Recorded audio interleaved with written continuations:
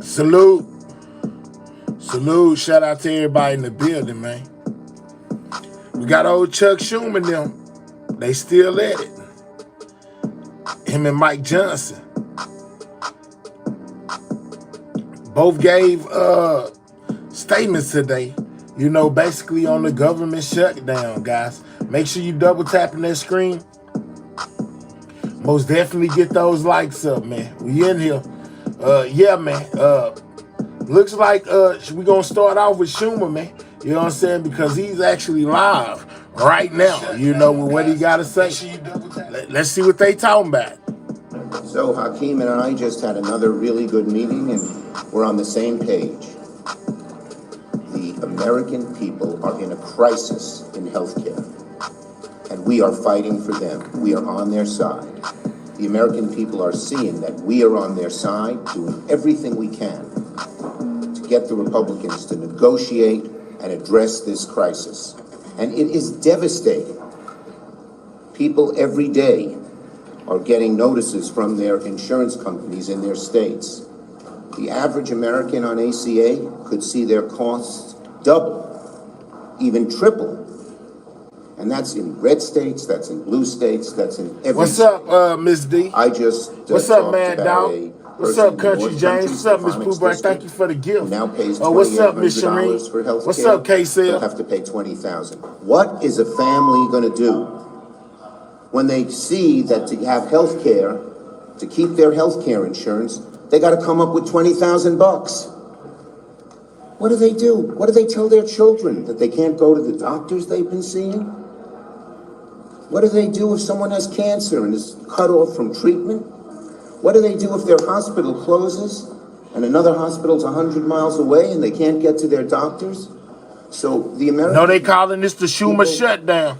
...are facing one of the most devastating crises they have faced in terms of cost, and we still have not heard crickets out of any negotiation with Johnson or with Thune. The Republicans are on the defensive. They keep changing their stories and changing their arguments, but we are on the side of the American people. We thank Leader Schumer and Senate Democrats for continuing to stand up strongly and boldly in defense of the health care of the American people. The partisan Republican spending bill that guts the health care of the American people has now been defeated a total of 10 times. Yet, Senate Republicans continue to do the same exact thing and expect different results. That's the classic definition of legislative insanity.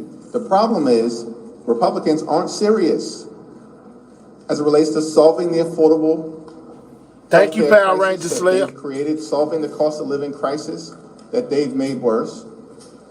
As Democrats, we've made clear, we will sit down anytime, any place with anyone to find a bipartisan path forward to reopening the government, standing by our hardworking federal civil servants, enacting a spending agreement that actually makes life better for the American people, and decisively addressing the Republican healthcare crisis, which is devastating. Thank you, Power Ranger. Everyday Americans all across the country. Nothing's... Go ahead. Leadership. Yes. Thank you. Apparently, Leader Thune has said that he's open to holding a vote at a set date. So 2 questions. One, are you open to that? What do you as Democrats need to see? And I think that's my 2 questions. Look, we're not negotiating in public, plain and simple. And Leader Thune has not come to me with any proposal at this point. Leader Schumer, do you have a good enough idea of how this defense bill will be packaged with possibly labor HHS to allow Democrats to vote to get on that defense bill today? Right now, looks like we still shut down, guys. What is on the floor is just the defense bill. Thune needs unanimous consent to add anything else to it. We don't even know if he'll get that. It's always been unacceptable to Democrats to do the defense bill without other bills that have so many things that are important to the American people in terms of health care, in terms of housing, in terms of safety. Leader Schumer, are you... Leader Schumer, good afternoon. Thank you. Good afternoon. Good afternoon. You are correct. Yeah, Already, Power we Ranger. try to be correct in journalism. That said, Sometimes. the Republicans continue to say that this shutdown is because you're worried about Ocasio-Cortez and the left. She even said last night that she is not primary. How does that make you feel? Look, the bottom line is we are fighting for the American people. We see the anguish they face everywhere we go, in our districts, in our states. People are not just, oh, this is something new and not so good. They're saying it's horrible. What am I going to do? With so many, another person I met, the kid has cancer and the treatment has been cut off, the research has been cut off. We are fighting for the American people. The Republicans can talk all the political stuff they want.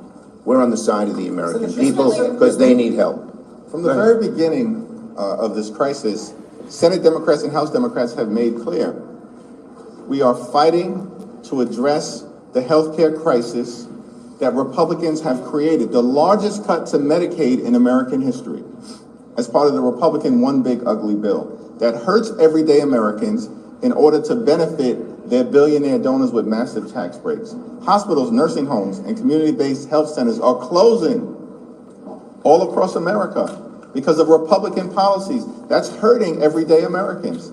Their refusal to extend the Affordable Care Act tax credits is going to result in tens of millions of people in Republican-held states, Democratic states, purple states, all across the country. It doesn't matter. Tens of millions of people are going to experience dramatically increased premiums, co-pays, and deductibles. It's going to make healthcare unaffordable for people. They will be unable to see their doctor or take their children to see a doctor when they need one. That's not acceptable in this country. This is the wealthiest country in the history of the world. So Democrats are standing up to address the cost of living crisis that Republican policies like the Trump tariffs have made worse.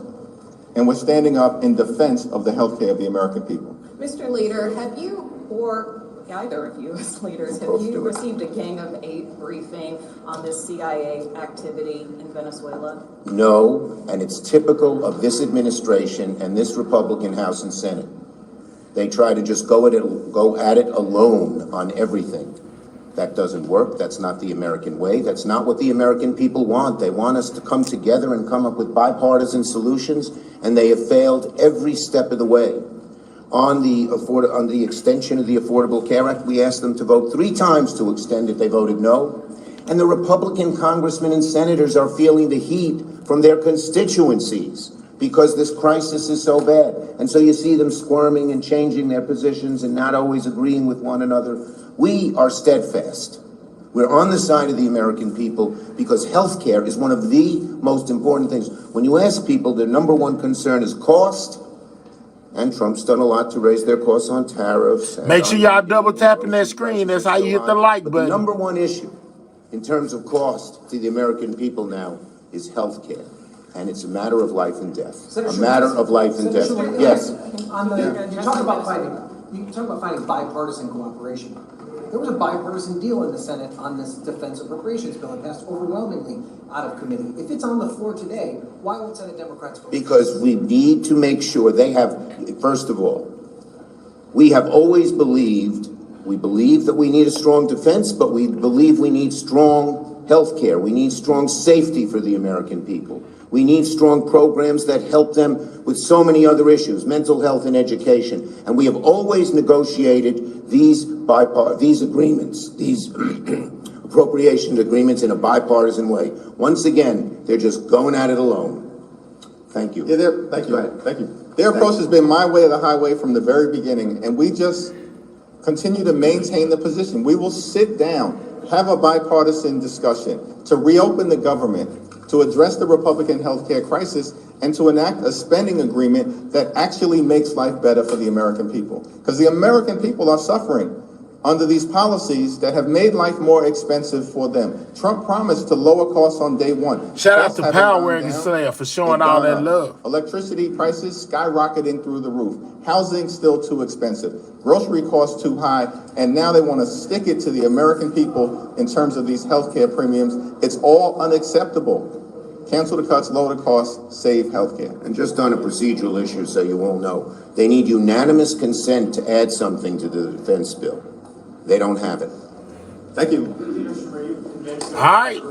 So that what Schumer and them had to say, right? Well, you don't have one side without having the other. Like I said, we're non-biased over here, so we present both sides. That's what Schumer and them had to say. Let me get this under control right here. You know what I'm saying? So we can get back to it. Hold on.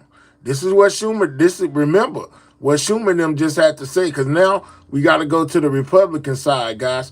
Make sure you guys are double tapping that screen. That's how you hit the like button. Let's see what Mike Johnson and them had to say about all this, guys. We got Johnson them. Let's go. 15 of the Democrat government shutdown. Not a good day on Capitol Hill, not a good day across America, because real Americans are feeling the pain due to the Democrats' political nonsense. And we want to specifically focus this morning on one area that's gotten a lot of attention, and one segment of the population that truly deserves better treatment than the Democrats are giving them, and that is our military. Today, if it weren't for the bold leadership of President Trump helping us to protect our military, everyone needs to understand that 1.3 million active duty service members would be missing a paycheck.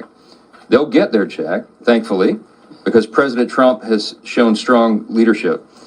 And under his direction, the Department of War has now redirected unspent funds to ensure that our troops are taken care of.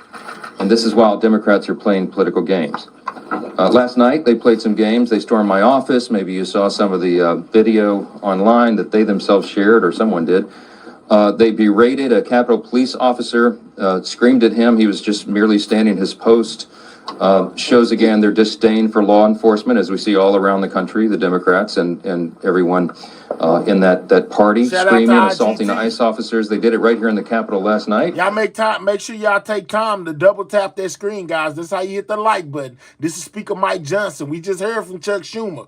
This is Mike Johnson on the Republican side, basically talking about this shutdown, guys.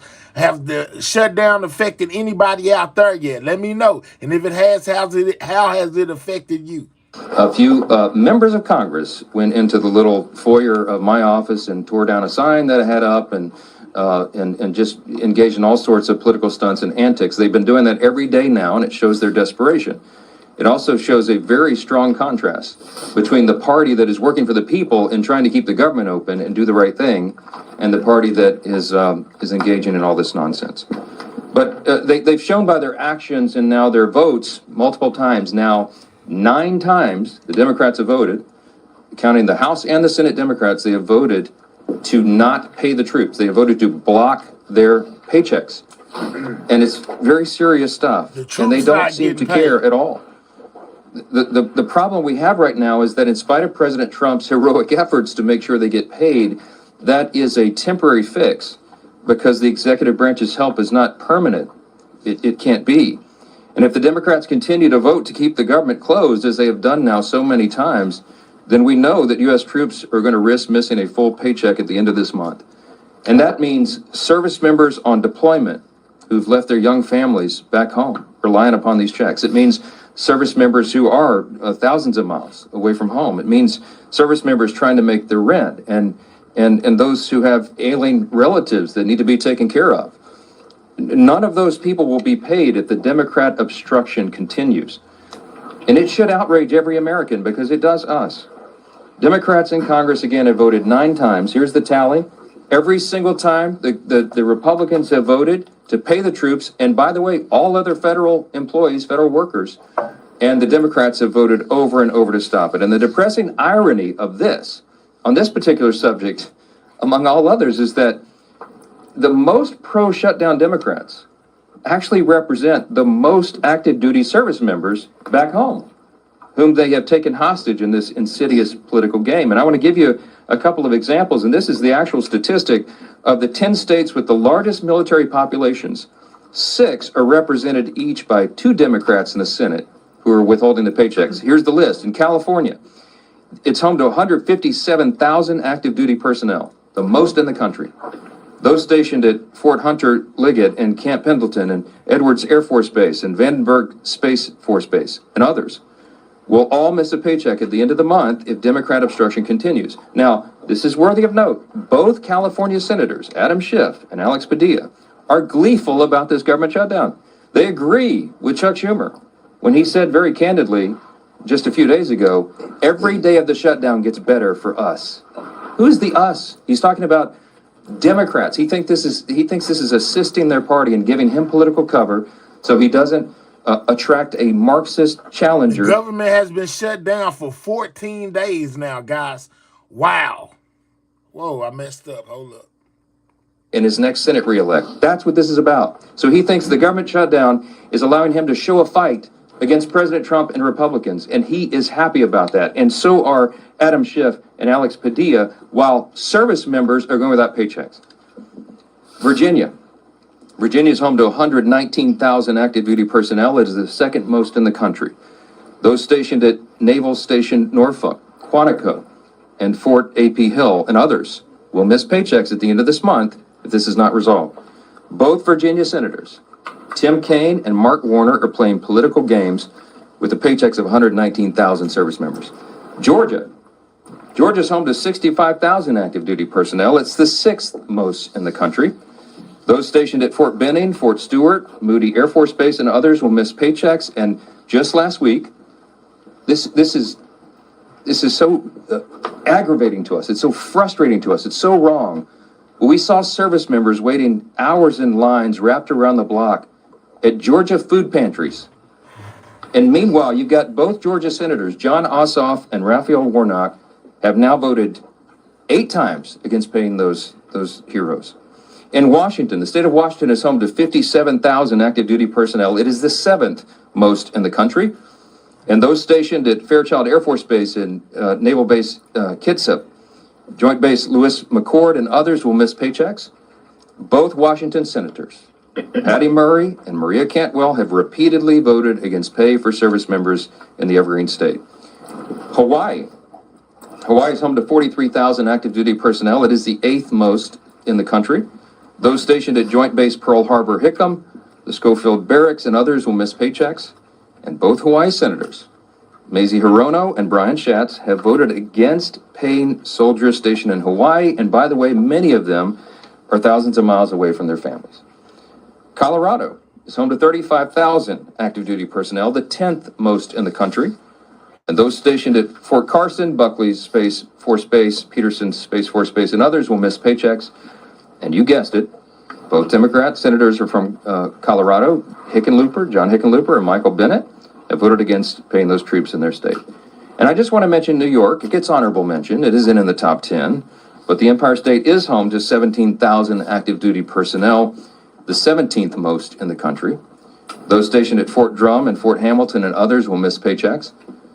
And sadly, both New York senators, Kirsten Gillibrand and the architect of the shutdown himself, Chuck Schumer, can barely hide their delight that the government is closed and troops are not being paid.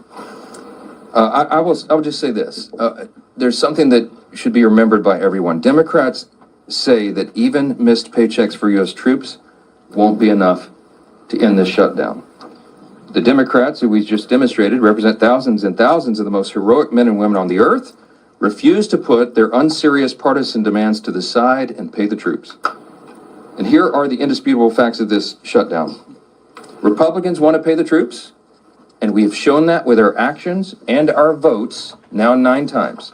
And the Democrats want to use them as hostages to extort $1.5 trillion in new unserious partisan spending that we just won't go along with. We won't sell out the long-term security and future of the United States so that Chuck Schumer can prevent a primary challenge from his left wing. We will not be a part of that nonsense. And until Schumer and the left wing of his party are satisfied enough that the pain this shutdown has caused has reached a limit that they're satisfied with, then Republicans are going to stand here every single day, and we're going to continue to deliver the simple facts directly to the American people. Now, today we brought in some of our House Republican leaders who represent many of these military districts and that are being so deeply and adversely affected by the Democrats' senseless games. And the first up that I'm delighted to introduce is the chairman of our Main Street Caucus in the House Republican Conference, and that is Congressman Mike Flood. Y'all take time to double tap that screen or click those three dots in the right hand corner. Hit that like. Let's get the likes up past 100, guys. It helps the channel. Double tap that screen if you're on a mobile device or click those three dots. Hit that thumbs up, man. It seems that the Republicans and the Democrats are still split, guys. 14 days the government has been shut down. I'll tell you what, the House Republican Main Street Caucus couldn't be more proud of the leadership that we've elected to lead the House of Representatives. We stand united with this team that's remained in Washington to do God's work as we work our way through a very difficult shutdown. Speaking of Main Street, let's talk about what this means. I represent Offutt Air Force Base in Bellevue, Nebraska. We have over 10,000 airmen there. What do? We are in charge of deploying the nuclear triad. Think about that. It's very important work. And today, we have 2,300 of our civilian employees furloughed. We're holding diaper drives. The food pantry is getting stocked with more food. There's uncertainty on that base. The men and women who go to work every day to keep us safe, to provide that strategic deterrent on what could be the world's worst day, don't need this stress. We don't need this stress, especially to satisfy the political future of a New York Senate leader. This could have been avoided. He did the right thing, Mr. Schumer did in March. He's a pro. He knows political calculus. He paid a high price for it, and now people in my district are paying a high price, and it's not right. And by the way, as a country, we're better than this. We are way better than what's happening across our bases. And so to the people at Offutt Air Force Base and every military installation, the Main Street Caucus is here to say thank you for what you do. Whether you're furloughed or not, we appreciate every single one of you. Thank you again, Mr. Speaker, for having us, and thank you for inviting and including the Main Street Caucus. Well, I'm not going to introduce each of them. I'll ask them to do that themselves, but I do want to introduce you to the vice chair of the Main Street Caucus, and that is Congresswoman Laurel Lee, the state of Florida. Thank you, Mr. Speaker, and thank you all for being here today. We are here today because the American people deserve to know the truth about why our government is shut down. The reality is simple. This shutdown was entirely preventable. It's happening because Democrats have refused to work with Republicans on our responsible, common sense funding measure. House Republicans did our work. We passed a straightforward extension of funding to keep the government open while ensuring our troops, our Border Patrol agents, and all essential services are fully supported. But at every turn, Senate Democrats have instead chosen obstruction and delay. They voted again and again to stop temporary funding that would have kept the government open. Again and again, they put partisanship ahead of the needs of the American people. And it's hardworking American families that are paying the price. In my district, we see these impacts firsthand. At MacDill Air Force Base, there are thousands of brave men and women in uniform. Many have young families in our schools and spouses. Hey guys, let's take time to double tap that screen. If you're on a mobile device, that's how you hit the like button or click those three dots. We got 830 people in the building and only got 86 likes. Let's get those likes up, guys. Double tap that screen. Let's see those likes get the moving, man. We should be well past 100. I would appreciate it if everybody took time to hit that like button. If you don't, that's fine, but I do need the ones that support this channel to hit that like button, man. Right now, we're having a very serious discussion. We're most definitely checking out both sides. We heard from the Democrats. Now we're hearing from the Republicans. Let's get those likes all the way up, guys. Who work on base and in our communities. In addition, some of our very best neighbors work as civilian technicians and managers at MacDill and keep critical services, not just for our community, but for our country operating. These are the people who will feel the strain of this shutdown and Washington's dysfunction the most. The service members, the civilian workforce who serves alongside them, and the federal workers and their families. They are now left to worry about their bills, about groceries, about paychecks, all because of political games by Senate Democrats. They deserve better than this. They deserve leadership that puts our country ahead of politics. House Republicans have already voted to ensure our service members receive their pay, and we will not allow America's heroes to suffer because of this political brinksmanship. Thanks to President Trump's leadership, the Pentagon identified funding to make sure that our troops are paid this month, even in the face of this needless shutdown. This is not about politics. It is about priorities. Our priority is the American people. We want to secure our border, to strengthen our military, to restore fiscal sanity to Washington, and ensure that every taxpayer dollar is spent wisely. Senate Democrats have made their priorities clear. They're more interested in protecting wasteful spending and expanding benefits for illegal immigrants than they are in protecting our service members and our hardworking American families. That is unacceptable. To the men and women at MacDill Air Force Base and the families across Florida's 15th Congressional District, and to every American feeling the uncertainty of this shutdown, know this: we are fighting for you. We are fighting to reopen government responsibly, to ensure stability for your families, and to get this country back on track. It's time for Democrats to stop the political games, to stop holding our troops and our federal workers hostage to their agenda, and to join us in putting the American people first. Thank you. And now we have our colleague, Representative LaLota. Good morning, everybody. Fully funding our military is the most important thing our Congress can do. And 15 days into the shutdown, it's time for Chuck Schumer to do what's right and show a fraction of the courage and selflessness our troops display every day. Before I came to Congress, I was a Navy man. I deployed overseas 3 times alongside some of the most selfless and brave Americans our nation has to offer. These men and women serve their nation in hot engine rooms overseas, on dangerous aircraft carrier decks conducting night flight operations, and on island chains ensuring they didn't become a safe haven for terrorists. The sailors I served with risked everything: time away from home, injury to themselves, and even their own lives in defense of our great nation. And I think that kind of courage demands some sort of selflessness as well from our nation's leaders too. Thankfully, President Trump showed the boldness and decisiveness to ensure that our troops got paid, and they didn't miss today's paycheck. That's welcome news for our families who serve our great country, who frankly we don't pay enough as it is. But troop pay is just one piece of the puzzle. A prolonged government shutdown endangers America's national security, halting contracts, furloughing half of the Defense Department's civilian workforce, and disrupting intelligence and operations. It weakens our ability to compete with China, Russia, North Korea, and our other adversaries. It delays training, it delays deployments and housing support, and reduces overall readiness. Like Chuck Schumer, I'm a New Yorker, and I'll say this plainly. The next generation of New York Democrats are socialists, like AOC and Zohran Mamdani, and they're dragging their party towards socialism. They want open borders, they want taxpayer-funded health care for illegal immigrants, and they want government-run grocery stores. Just look at the race right now for New York City mayor.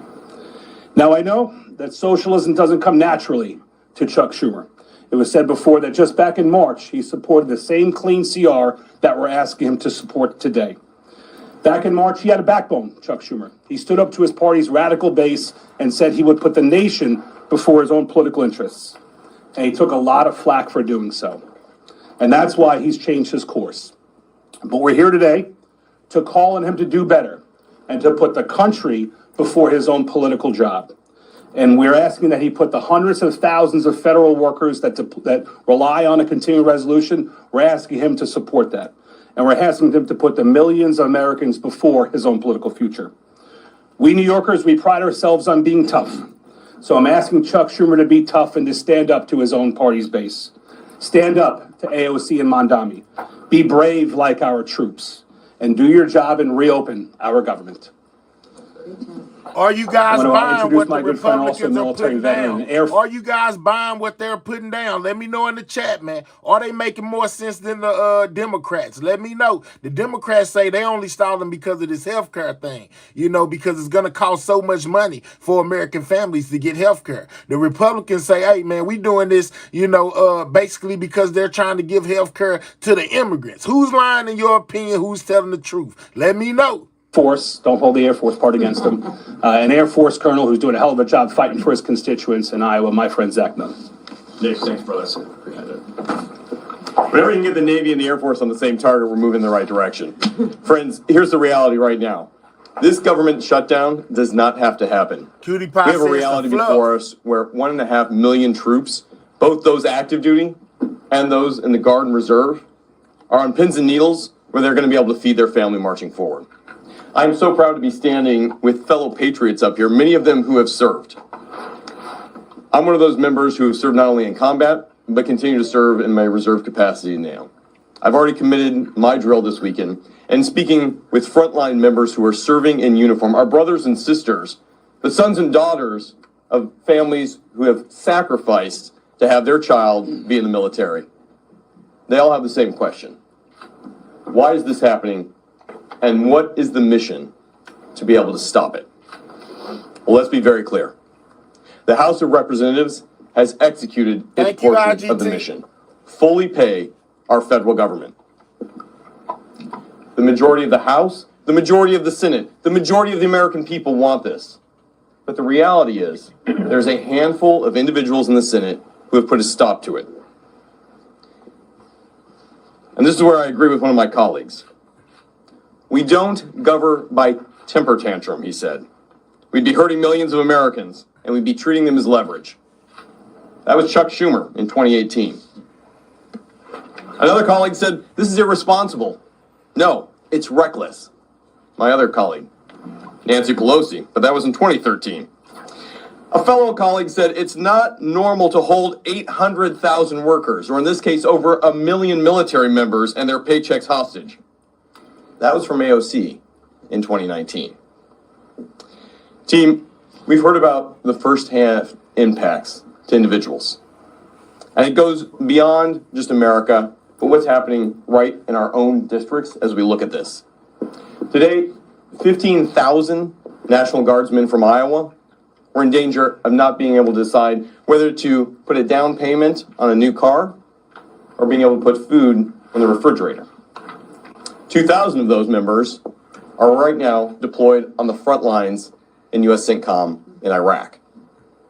And even more of their families are wondering not only will they be safe, but will they be able to take care of their kiddos back home? So I called them up. And I said, hey, First Class Chase Holmes is a sergeant with our Iowa National Guard. He's currently preparing operations to be able to defend the country overseas. But because of the shutdown, critical joint training between his team and NATO was canceled. We spoke with an Iowa Guardsman and chaplain for the 224th Combat Engineers Battalion, Caleb Wang. He is leading part of the 1,800 Guardsmen currently deployed to the northern part of Iraq right now. And he told me plainly, we're working, but we don't know if we'll get paid. I'll put my life on the line, but I hope someone's there to take care of my family if my paycheck doesn't come through. These aren't theoretical. These are real people, real impact, real costs. Let's be blunt. The shutdown of the government has only one hostile actor, and there's a few individuals in the Senate who refuse to put the country before the hostage of the 350 plus million Americans they've taken. It's unacceptable, and that is why I'm grateful that while President Trump is helping lead peace in the Middle East with the men and women who are on the front lines providing it. Let's take time to hit that like button, guys. Double tap that screen or click the 3 dots in the right-hand corner, guys. Hit that thumbs up. It helps out the channel. Get the likes up, guys. We got over 1,000 people and only got 100 and some likes. Let's get those likes all the way up. We have folks at home who need to do the same job and stand up for this country first. Thank you to my colleagues, but most importantly, thank you to all our federal workers, and God bless our troops. With that, I'm thrilled to introduce our leader, a man who's been on the front line of this himself, Mr. Scalise. Thanks, sir. Thank you, Zach, and thank all of my colleagues who you just heard from, many of whom served our nation bravely in our nation's military. I want to say thank you to the over 1 million men and women in uniform who continue to serve right now, despite the uncertainty, that does not need to exist. And why? Because Chuck Schumer is more afraid of the radical leftists in his own party than he is concerned about making sure that those families don't have to wonder about whether or not they're going to be able to put food on the table. Their families, while they're overseas, many of them, are going to be able to put food on the table during this Schumer shutdown. And keep in mind, over 1/3 of all men and women who serve in uniform right now, over 1/3 of them live paycheck to paycheck. That means when Chuck Schumer is voting to deny them pay, many of them will not be able to make their rent payment or their mortgage payment. Many of them will not be able to make their car note payment. And the stress that adds to their lives unnecessarily should not happen, did not need to happen. This House came together. I'm so proud of the men and women I serve with in Congress here in the House where we did our job weeks ago. We sent a bill over to the Senate that doesn't resolve all of our differences. People often say, gee whiz, why can't Washington just get together? You know, which side's going to win this thing? It's not about which side wins. It's about stopping the American people from being the losers in Chuck Schumer's fight while we go negotiate our differences. We have big differences we need to negotiate, and the clean CR that we passed over to the Senate does not resolve those differences. It just gives us some more time to have that negotiation. And by the way, that clock is getting sooner every day. November 21st is not extending every day that Chuck Schumer continues this charade that he's playing with the lives of millions of American families. That date is going to get closer every day, where we're not going to have as much time to negotiate our differences. And how big are those differences? Just look at the wish list, the hostage list that Chuck Schumer filed weeks ago. His demands that he said have to be met before he'll even open up the government again.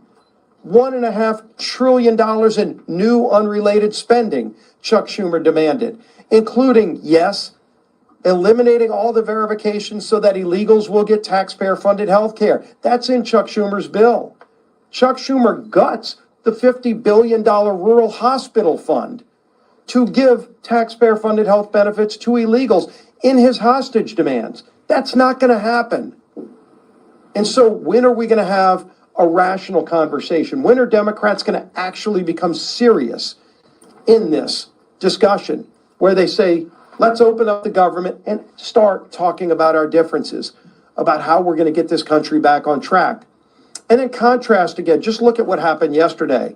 Some of us were at the White House at just an amazingly emotional ceremony where President Trump posthumously, unfortunately, issued the Medal of Freedom to Charlie Kirk. And his incredibly brave widow, Erica, was there to receive it on his behalf and gave another emotionally powerful speech. And this comes on the heels of President Trump returning from the Middle East, where he was in Israel, he was in Egypt, working with other world leaders to establish historic Middle East peace. President Trump's been doing all those things, and in the middle of doing all of those things, he had to go find time to figure out creatively a way to pay our troops, even though Chuck Schumer wants to defund our troops. Yes, the party, the Democrats, that were for and continue to be for defunding our police now want to defund our military troops by not paying them, by not opening up the government. And the votes are clear. Nobody has to wonder which side is for shutting down the government, which side is for trying to deny troops their pay. We had yet another vote, the 8th time on the Senate floor. Yesterday, while we were at the White House, the Senate was having that vote on whether or not to open up the government. And you saw Democrats continued, led by Chuck Schumer, to shut down the government and deny troop pay. It's embarrassing. It's not just unserious, it's having devastating consequences on millions of Americans around this country, and it doesn't need to happen. We shouldn't have to wait until the Hate America rally this weekend, or whatever it is that's driving Chuck Schumer to keep this going on, this damage that's being inflicted. so that he thinks it's going good for him while it causes damage, real harm to millions of American families, including our service men and women who are so bravely risking their lives for these great freedoms that we enjoy. We're going to continue to fight for freedom. We're going to continue fighting to open this government and do our jobs. And the whip of our conference is my friend, Tom Emmer.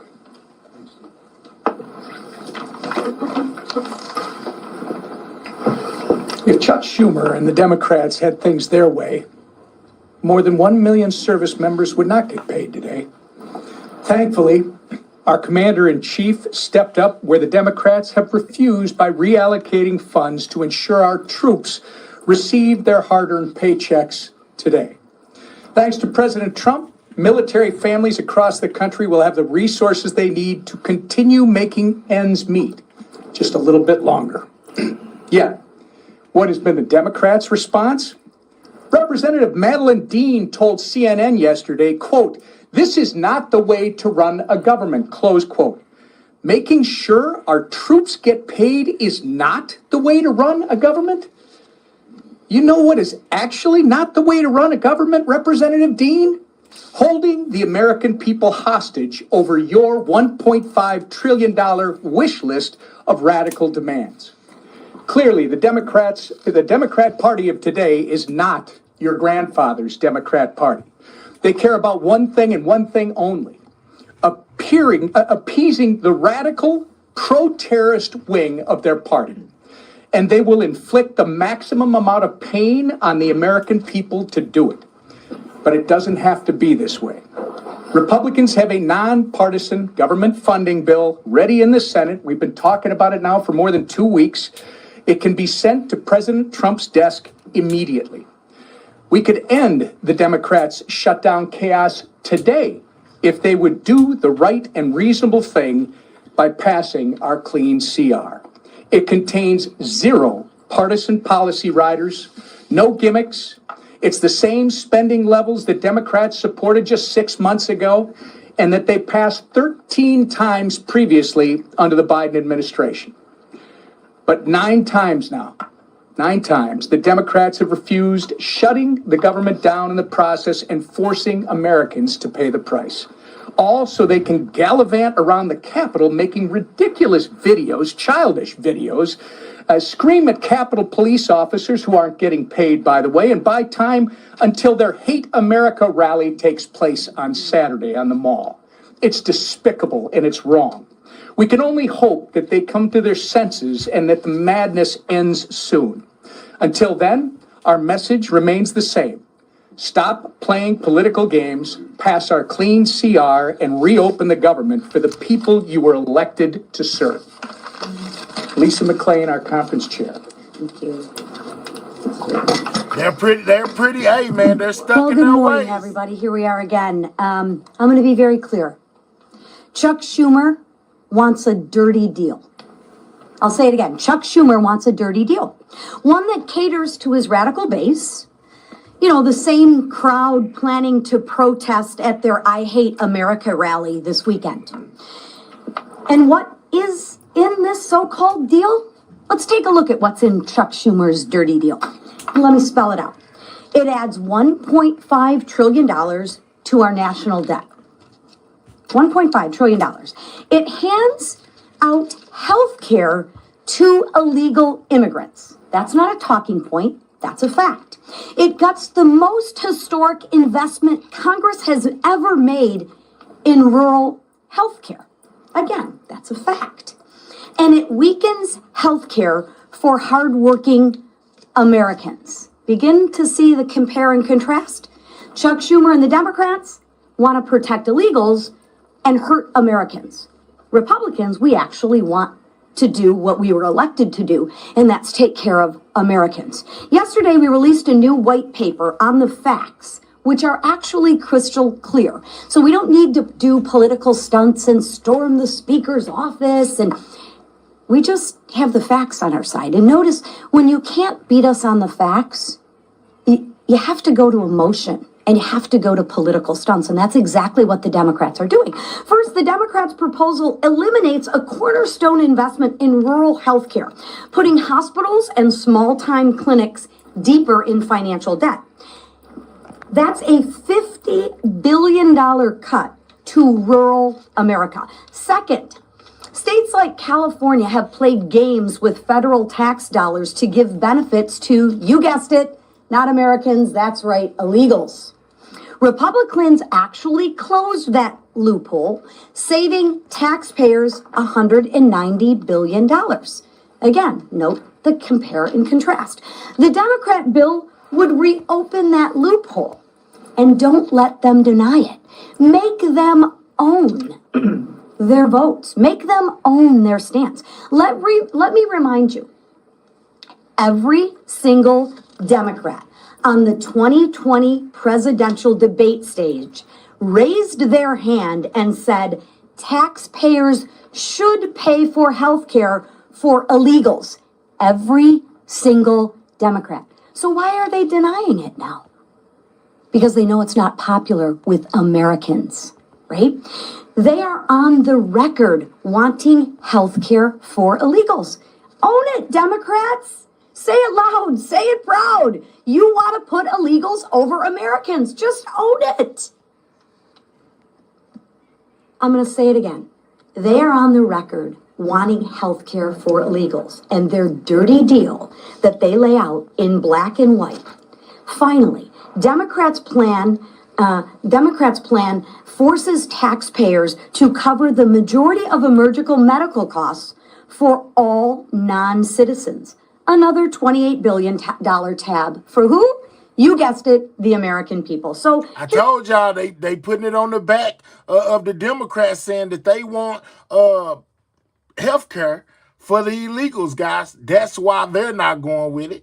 And the Democrats are saying that's not true. We're looking out for the American people. So that's why they're not going with it. But at the end of the day, due to both parties not being able to come to some form of agreement, the American people are the ones that's suffering. Here's the bottom line.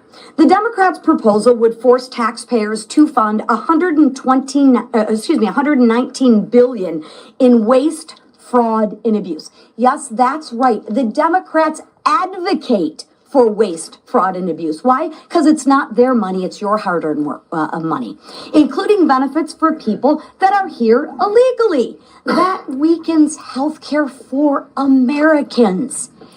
It also defunds rural health care. Again, that weakens health care for who? That's right, it weakens health care for Americans. It is absolutely outrageous. So here's my message to Democrats. Tell all of your radical base you're done taking orders. Tell them you're putting America first. Drop the demands, reopen the government, pass the House bill, and let's get back to work for the American people. Thank you. Speaker, a judge in Florida issued a restraining order against Corey Mills for threatening and harassing behavior from an ex-girlfriend, and according to these court documents, he also instructed a congressional staffer to reach out to her after that initial temporary restraining order was filed. Do you think this is an ethical violation, and do you think any disciplinary action is warranted? I have not heard or looked into the details of that. I've been a little busy. We have a House Ethics Committee. If it warrants that, I'm sure they'll look into that. Mr. Speaker, it's been reported for a while. Corey Mills was accused of beating a girlfriend in his D.C. apartment. He was accused of stolen value by the people that he claimed to have saved on the battlefield that have been on the record said that he did not save them. I mean, this has been happening since the beginning of the year. Are you concerned about these allegations against Corey Mills? Look, you have to ask Representative Mills about that. I mean, he's been a faithful colleague here. I know his work on the Hill.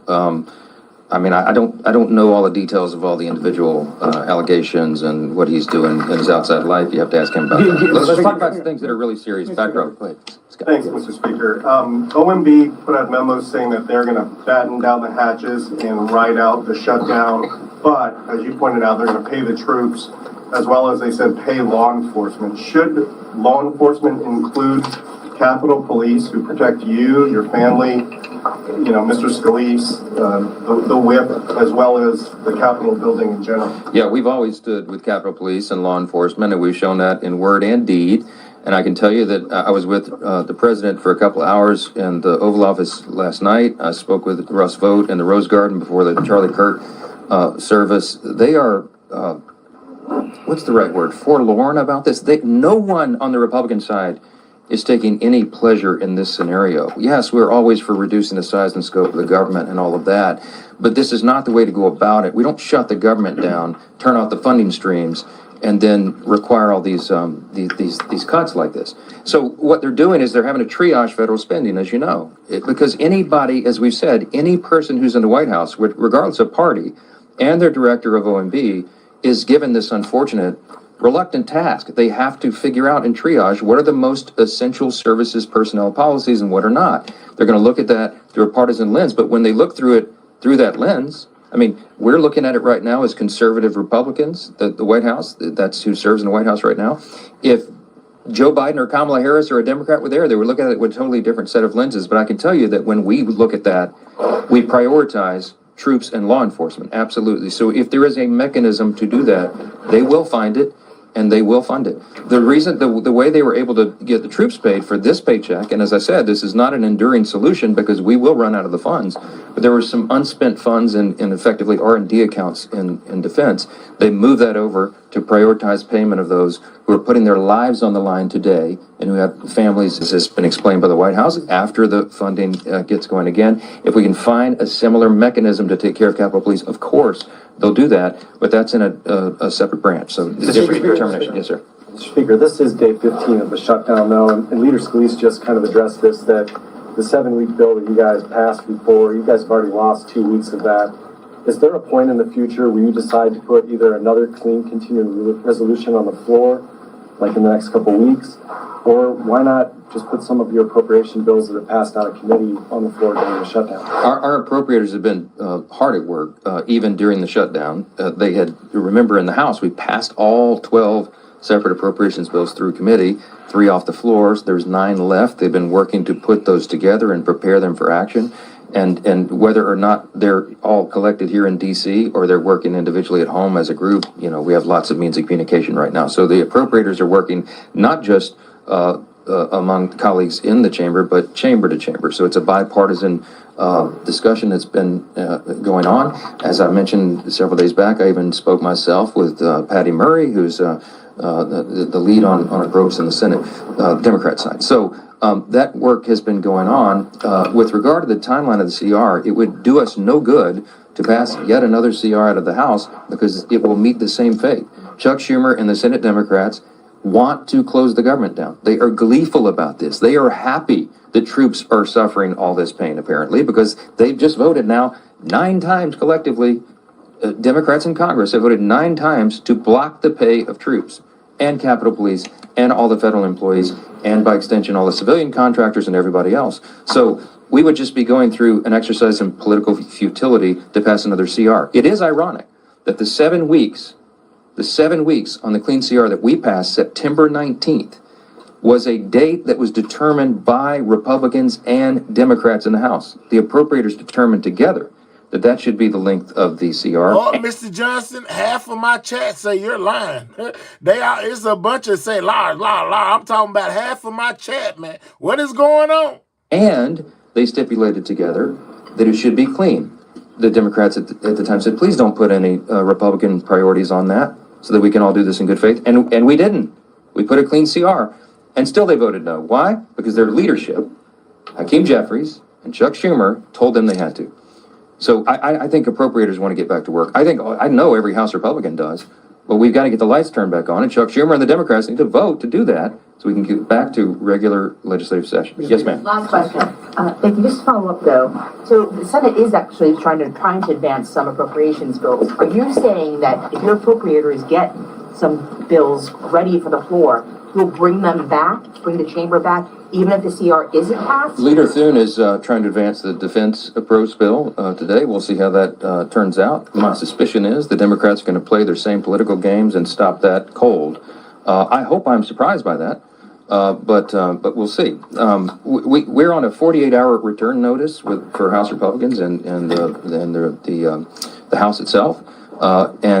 Dependent upon action in the Senate, we can get all this moving again, and we can get back to all the regular order and all the things that are stacking up on our plates. It is ironic that even though Democrats decided upon the end date, the 7 weeks to go to November 21, it is the Democrat leadership that is eating up the clock. And they are doing great harm to the American people, not just by suspending services, vital services and paychecks, but also because of the backlog of work that the Congress has to get done. And we cannot do it while hardworking Americans are suffering because of these antics. And that's why we're demanding, insisting that they get it open.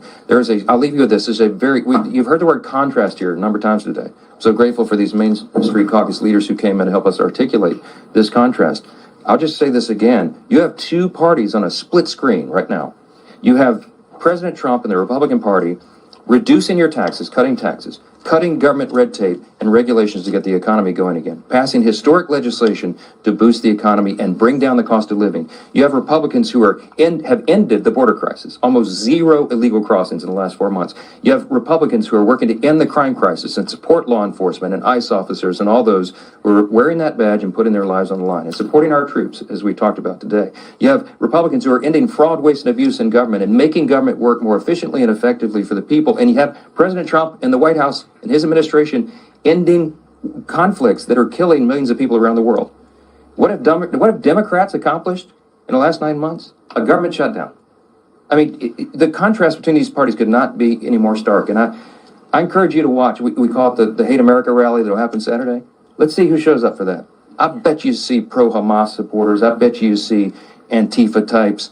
I bet you see the Marxists in full display, the people who don't want to stand and defend the foundational truths of this republic. And we do. And that's what we're here doing every single day. And we'll continue to come in every morning and tell the American people the plain and simple facts. Because the facts are going to win the day here. The American people are not stupid. They see what's going on. And they know who's to blame. Thanks for being here this morning. All right, so you got some more, from the Republican side. We listened to the Democrats. It was a bunch of them. We only heard from two of the other ones earlier. What do y'all think about what Mike Johnson had to say, guys?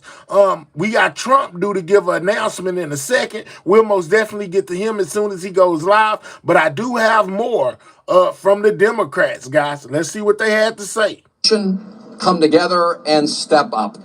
We step up to support the dedicated, patriotic federal employees in our states, in the District of Columbia, and the 80% of federal employees who live in other parts of the country.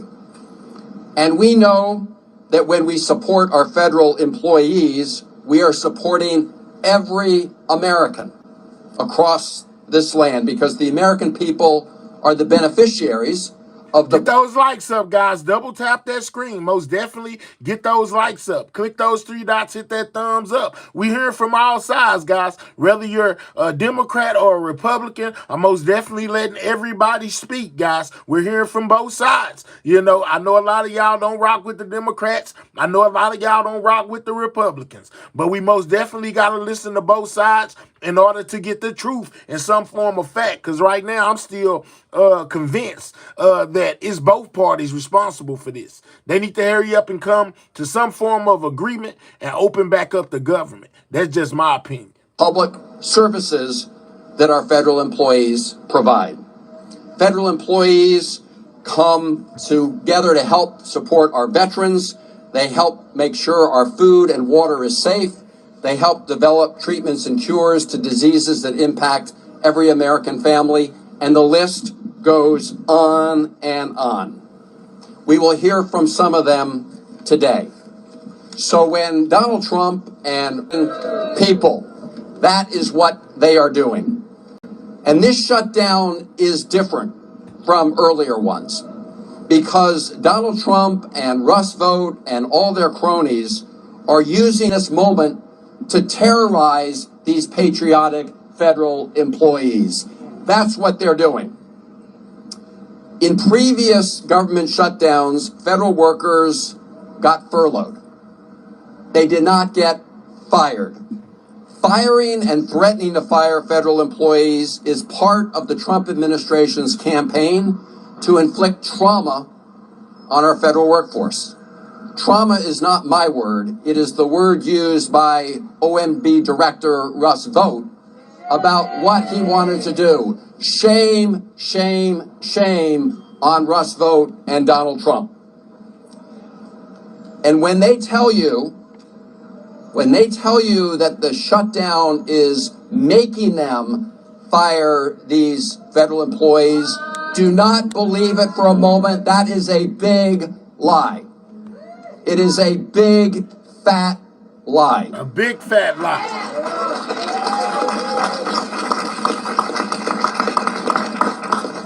It is also illegal, and we will see them in court. It's another lie, just as they're lying when they say federal employees who have been furloughed will not get full back pay when the government reopens. That is another lie they are telling. It is the law to make sure federal employees get back pay because they had nothing to do with the government shutdown, and they should not be the ones who are punished for the government shutdown.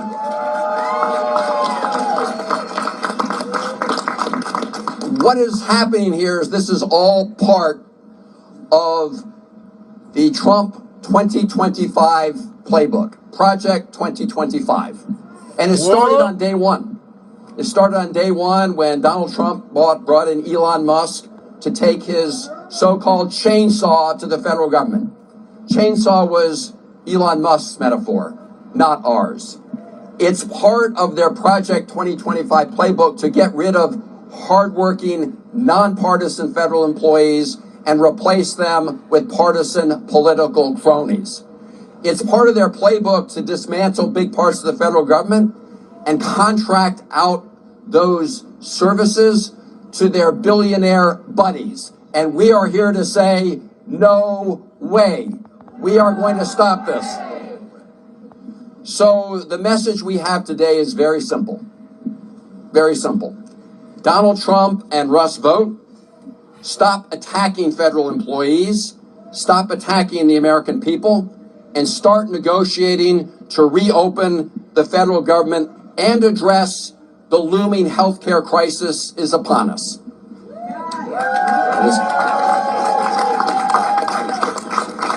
You may remember that candidate Donald Trump, he said he knew nothing about Project 2025. He did? He denied knowing about it because he knew it was unpopular. What did he say he was going to focus on day one?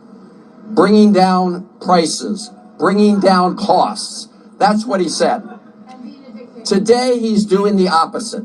Today, he is taking the reins of government to impose pain on federal employees and pain on the American people, as outlined in Project 2025, and he's doing nothing to bring down costs, including the ticking time bomb they left on healthcare costs for the American people. So Donald Trump, come to the negotiating table, bring down costs and prices, and stop inflicting harm and terrorizing federal employees and the American people. That is our message today. And now I'm gonna turn it over to my good friend, this is Partnership Across the Potomac, Mark Warner. Thank you, Chris. Well, thank you, Chris, and good morning, everybody. And to our great federal workers, thank you for being here. Although I have to tell you, you're probably going to hear similar messages from all of us. You know, it bears repeating, but I'll be brief. We've got a lot of members here, and we frankly want to hear from the federal workers as well. These are people. These are not political pawns. These are not trading chips in some political debate. We know right now the Republicans control the White House, the House, and the Senate. This is a Donald Trump, Russ Vought shutdown. It needs to come to an end. Truth is as well, as Chris mentioned. But the law that makes sure that federal employees get back pay was signed by Donald Trump. So the idea that he doesn't understand that everybody has to get paid back shows maybe how short his memory span is, or how arbitrarily he wants to pick and choose. And that is one of the things we've got also concerns. We'll get the government reopened, but we've got to also make sure that when a deal is struck, it is kept. Russ Vought at the OMB cannot pick and choose which federal programs to fund after Congress and the President has come together. We've got NIH scientists back here that have been laid off. How does that help us in competition with China? We saw on Friday a series of folks laid off from special ed programs, from the CDC, and then hired back later the same evening. A program that I've been involved with for a long time, Community Development Financial Institutions, CDFIs. They fired everybody in that department on Friday. I wonder if they knew that Donald Trump, in the last part of the COVID area, put the most money into CDFIs in modern American history. He has been the champion of that program. Now he fires everyone in that program. We got to end this shutdown. They've got to come to the table on health care. We know in Virginia, we're already getting letters showing health care rates going from somebody in Roanoke making $800 or paying $800 a month. Their rates will go up to $2,000 starting in November. We can do both. Let's get the government reopened. Let's stop this healthcare crisis cliff and make sure these federal workers get back pay and get back to doing their duty and helping the American public. I'm now going to turn it over to a great new member of the delegation, Senator Angela Alsobrooks. Thank you. Good morning, everyone. Good morning. I too want to add my sentiments.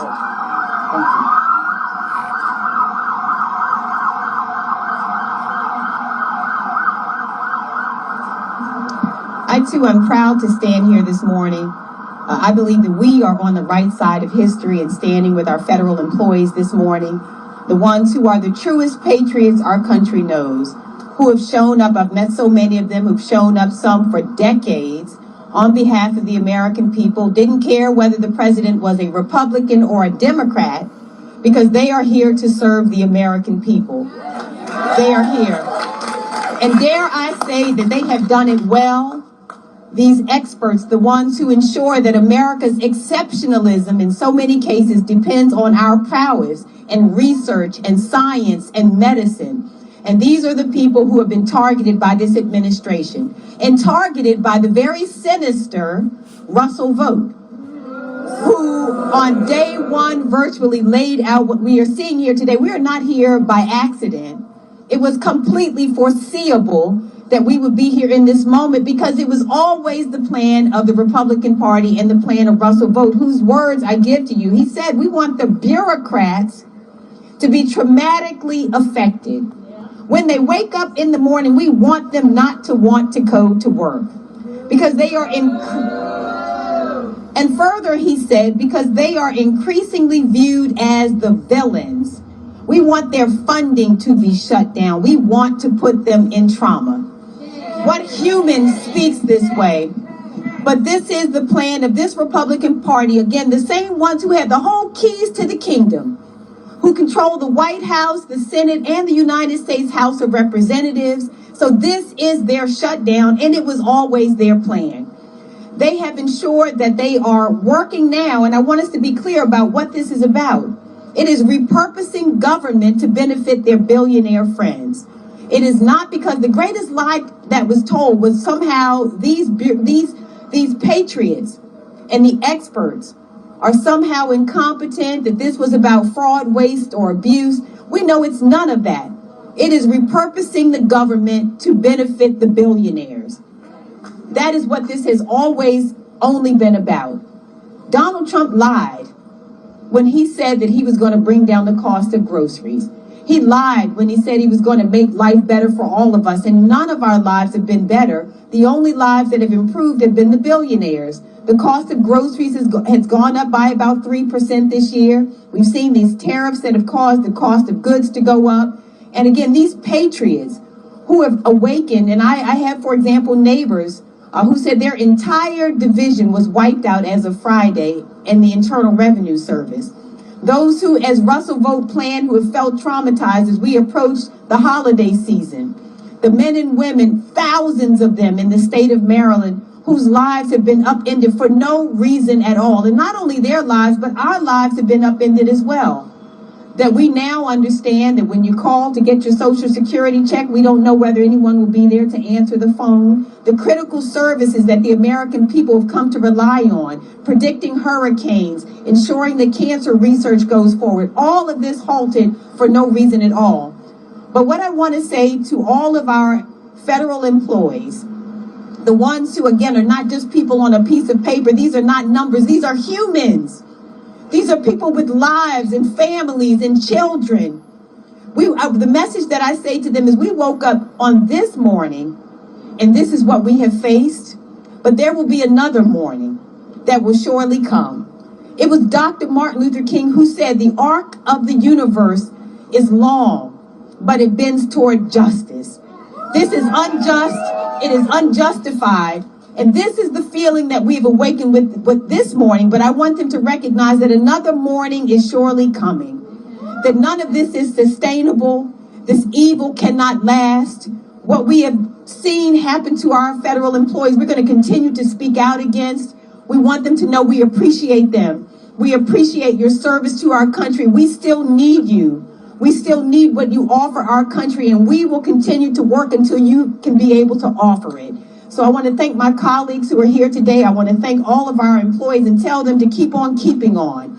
Again, this is not sustainable. This injustice cannot last, and we're going to continue to work until we have justice. And I'll say this last thing, all of my colleagues are going to say as well, but understand again to everyone who continues to ask why, the Republicans would prefer to shut down the government than to ensure your family has affordable health care. It's more than shameful, it is immoral, and it is a kind of immorality that will hurt our country for generations to come. So again, thank you to our colleagues, and I want to hand it over now to Jessica Weinberg, one of our very courageous federal employees who is here today to speak.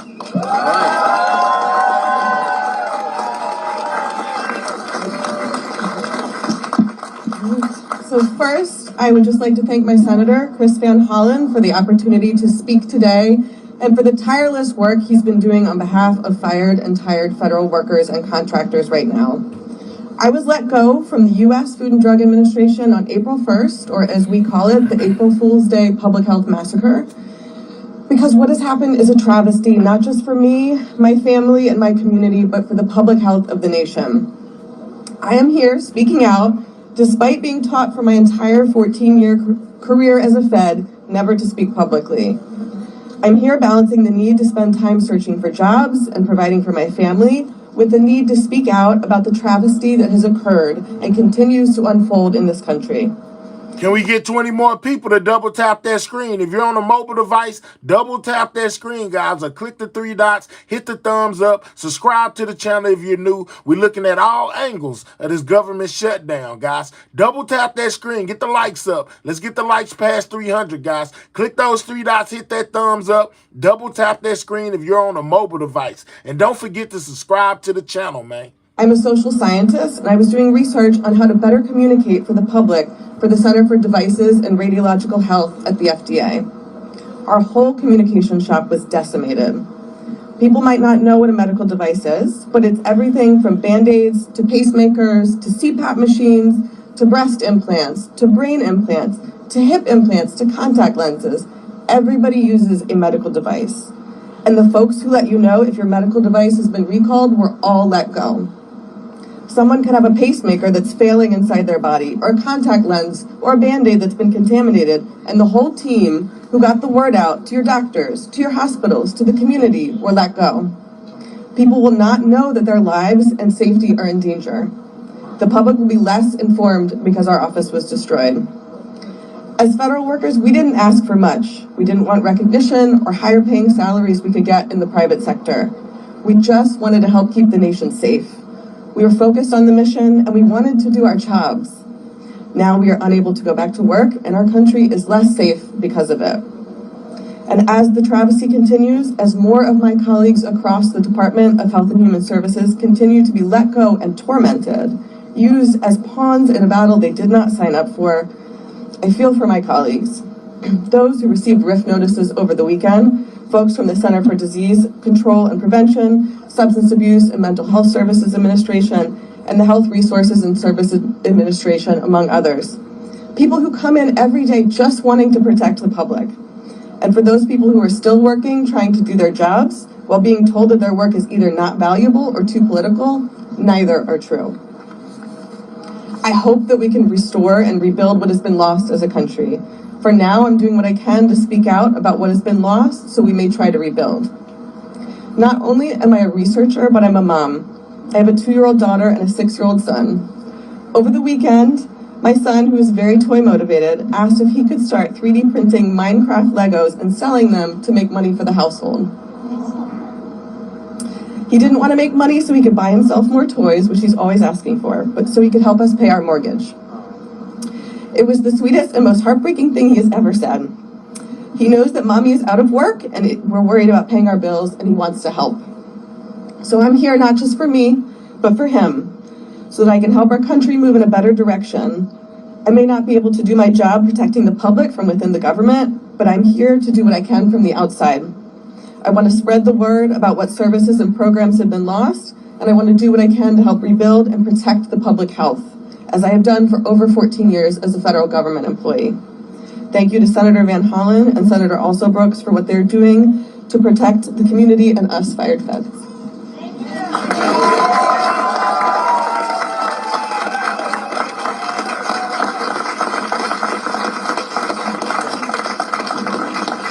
And now we're going to hear from Steny Hoyer.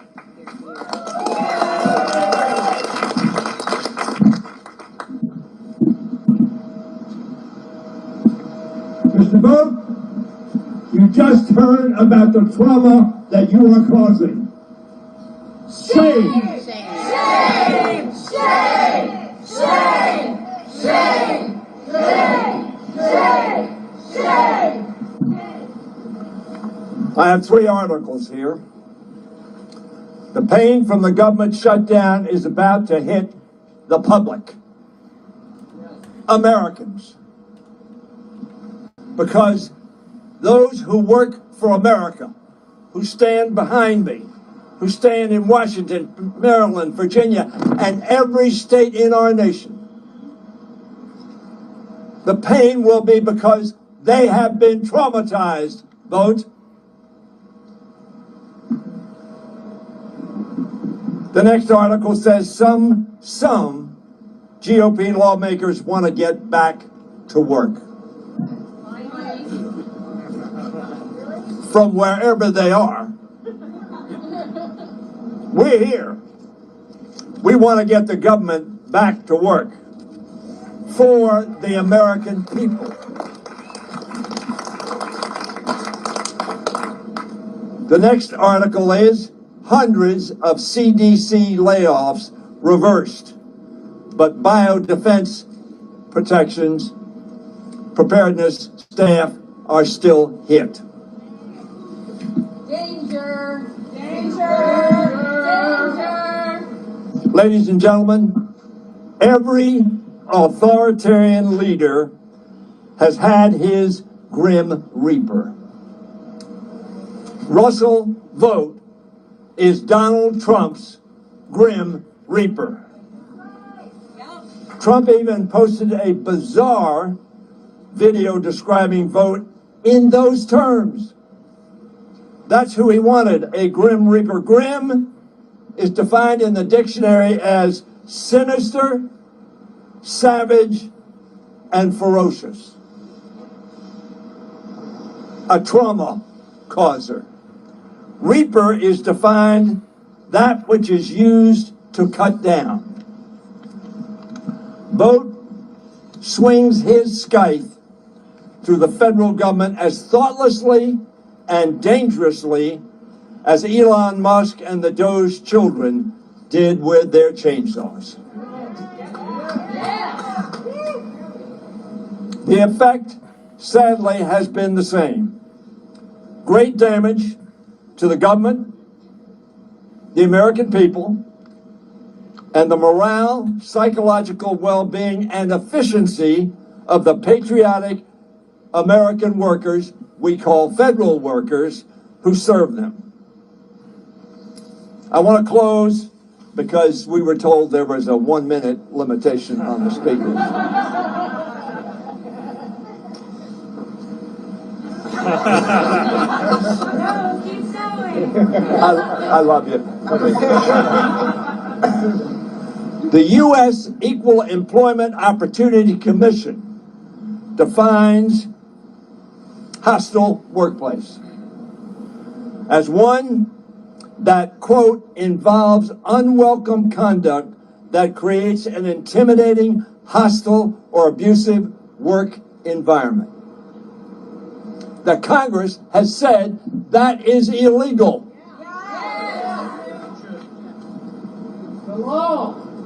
Now Rust vote once promised to traumatize our federal workers, saying, and you've already heard this quote, but it demands repetition. When they wake up in the morning, we want them not to come to work because they are increasingly viewed as the villains. Well, these courageous people kept showing up because they love their country. They love their state, their community, and their families. And so they kept coming. Day after day, trauma after trauma, attack after attack. And they came. And America was served. And so Vote and Trump decided, we'll do what we've done before. We did it in 1995 over education and other expenditures, and Gingrich shut down the government. Just a year into his term as Speaker of the House. And then in 2013, they didn't like health care then either. They shut down the government so that Americans would not have the health care they need and want. And so today, they've shut down the government. Why? Because they want to stop Americans getting health care, which will happen on December 31st if we do not act. That is why we're standing here. That is why this is so important. For the American workers, our federal employees, yes. But for the American people, absolutely.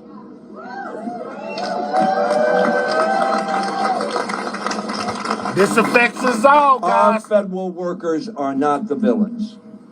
The man, the reaper, putting them in trauma, he's the villain. They're the villain. Now, you may not get this analogy, but I want you to listen closely. But as the Blue Oyster Cult Band once sang, we don't fear the Reaper. We don't fear the Reaper. We don't fear the Reaper. We are going to keep fighting for Americans' health care and for our federal workers. We will make sure Russell Vote reaps what he has sown with these illegal actions.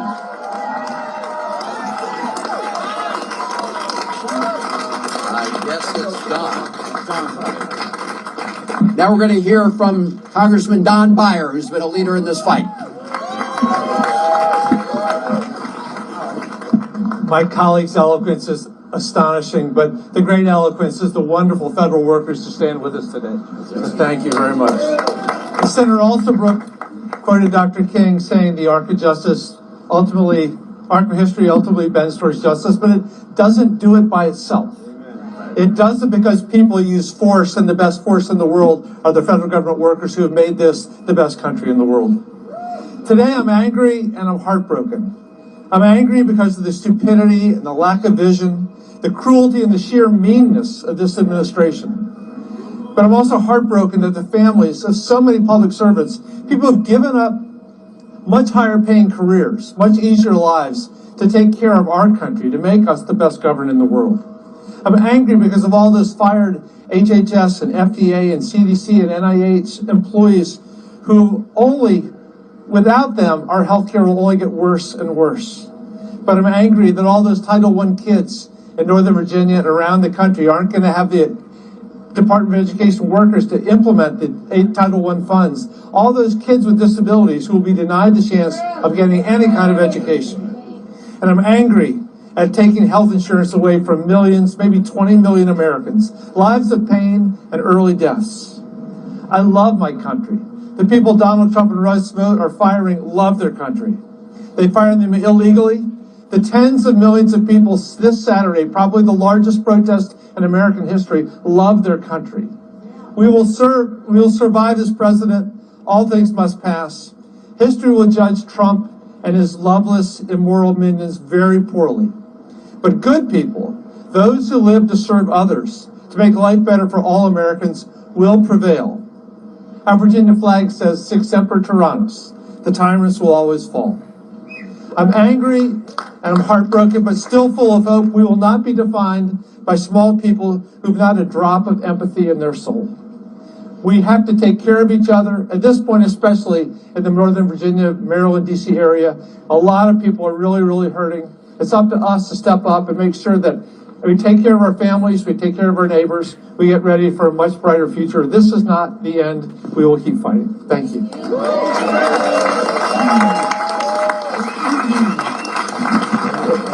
And with that, let me introduce a great American treasurer, Congressman Jamie Raskin. Thank you, John. Thank you. Hey. What's up, my guy? So voting Trump say that some of the furloughed federal workers may not get paid when this is all over. That's illegal. We passed a law during the last Trump shutdown to say they must be paid, and they will be paid. But if anybody's not going to be paid for this period of the shutdown, it should be our Republican colleagues who aren't coming to work. All of us are here, and they're missing in action. So if you're going to skip a paycheck, how about the people who are skipping work? The federal workers behind us, they are working, they want to work, they are committed to the American people. What's a federal worker? A federal worker is somebody who's an instrument of the public will. How do they get to be a federal worker? Well, the House and the Senate pass a law establishing the Department of Education, the Department of Energy, the Consumer Financial Protection Bureau, NIH, whatever it may be, and then we fund it. And we say, spend that money on them. And either that's signed into law by the president or it's vetoed. If it's vetoed, we can overrule it. But in this case, all of these agencies and departments have been set up. They've all been funded. They've all been appropriated. The people behind us have been employed. They've got contracts. Donald Trump, you've got one job under Article 2 of the Constitution, to take care that the laws are faithfully executed. That's your job. All we say to Donald Trump is, do your job. That's all we're saying. Do your job. Do your job. Do your job. But what else is a federal worker? A federal worker, for the people you see before you today, is a constituent. Someone that we represent, because federal workers are a critical part of the success of America, and they always have been. We represent these people, we represent their families, and Donald Trump, just like you represent the billionaires and Kim Jong-un and Viktor Orban and Vladimir Putin, we represent these people, and we are not going to lie down and let you crush the dreams and the work that these people have devoted their lives to. We're not going to allow it to happen. Russell Vought wants to traumatize the federal workforce, a very odd position for a leading government official in the United States of America. I could understand if that were Vladimir Putin's agenda. I could understand if Kim Jong-un was doing it, or President Xi, or Bolsonaro, or some foreign autocrat or dictator, but this is a U.S. government official who wants to demoralize and humiliate and traumatize our workers. And we're not going to let them do that. Donald Trump and MAGA, they say, let Russell vote. We say, let the people vote. Next year, we're going to teach them how to correctly spell that word.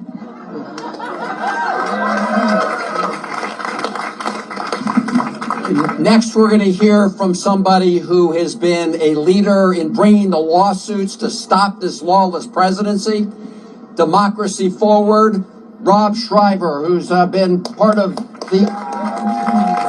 who was the head of OPM when OPM actually cared about federal workers and the American people. Thank you, Senator Van Hollen, for extending an opportunity to join today. I'm honored to be here with this esteemed group of legislators, lending my voice in support of our civil service, both as a former director of the Office of Personnel Management and as the current managing director of Democracy Forward Civil Service Strong program.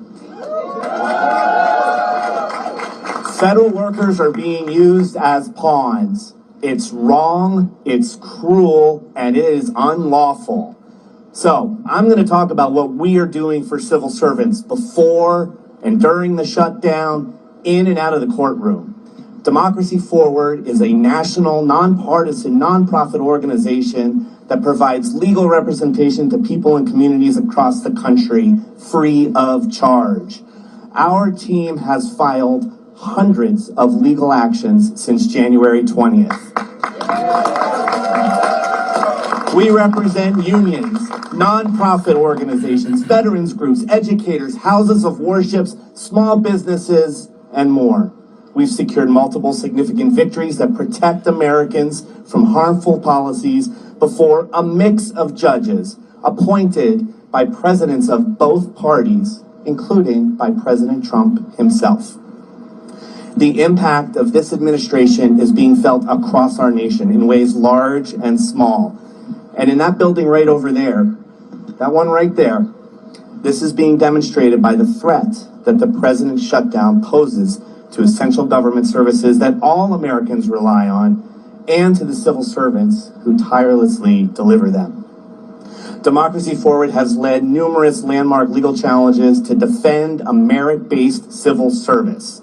We have secured reinstatement of probationary employees, challenged the unconstitutional politicization of the civil service in all its forms, and taken the administration to court over its Schedule F executive order and the Fork in the Road federal worker buyout program. A program that resulted in 2 million years of federal service walking out the door on September 30th. 2 million years. That makes America weaker, not stronger. And that was before the shutdown. When the president began threatening to fire civil servants during the shutdown as leverage in his negotiations, we sued on behalf of AFGE and AFSCME, the largest public worker unions in the nation. As soon as Russ Vought tweeted on Friday, we were on our way back to court to file an emergency motion to stop those unlawful rifts right in their tracks. The hearing on that motion is tomorrow, and no matter what happens, we will continue to fight these illegal rifts. We'll fight them tomorrow, we'll fight them next week, we'll fight them 2 months from now, 2 years from now, as long as it takes. The Democrats say they standing 10 toes down, man. You know what I'm saying? They standing 10 toes down. Also helped launch the Rise Up Federal Workers Legal Defense Network. Rise Up connects federal workers whose rights have been violated by the administration with free legal consultation. We are going to fight these illegal layoffs, to hold this administration accountable to the law, and to make sure that whatever federal workers do once the government is again funded, there are people who have their backs, who are rooting and working for their success. Now let me tell you something, this administration does not understand federal workers. They think if they threaten them with layoffs, raise questions about back pay, generally abuse and demoralize them, that the federal workers will just beg for the shutdown to end. They don't get it. They don't get it. I do. I get it. I've been fortunate enough to work for and with federal workers for nearly 30 years. These members do. They represent more federal workers than anybody else. Democracy Forward does. We fight for federal workers every day. Let me tell you about federal workers. They're resilient. They are resolved. They are selfless. Did you all hear Jessica up here? She was 95% of the way through her speech before she even mentioned herself. before she mentioned that heart-wrenching story about her son being willing to sell his toys to help them pay for the mortgage, she talked about the country first, her colleagues second, and only at the end did she talk about herself. That is what a federal worker is. They are committed to the Constitution and the rule of law. They will not be bullied, and it's time for this administration to stop demonizing them and start honoring them. Thank you all for inviting Democracy Forward to being here today and for being leaders for not just the federal workers in your districts, but for the entire civil service who works for all Americans. Thank you. Thank you, Rob, and Democracy Forward. Now we're going to hear from another person who's been working 24/7 to help federal employees, Congressman Glenn Ivey. Thank you, Chris. Let's hear it again for Democracy Forward. They're doing an incredible job. Probably a level of legal work we haven't seen since Thurgood Marshall was leading the LDF. And we know how that turned out. We know how this is going to turn out, too. This is going to be a winner, right? We're going to win. We're going to win. Now, I'm wearing a pink tie today because it's Breast Cancer Awareness Month. And I'm a cancer survivor myself. And one of the things that I never forget about that is that the reason I'm here, probably, is because I had health care coverage. And the fact that this administration is trying to take that away is disgusting. As a matter of fact, the $1 trillion in cuts to Medicaid, coupled with the cuts in the tax credit extensions for the ACA, is going to mean millions of people are going to lose health care coverage. That's why we're in this fight. That's why the government workers in my district are saying, stay strong, don't give up, keep fighting that administration, because we want to make sure that we get the government back open, but people also get the health care they deserve, right?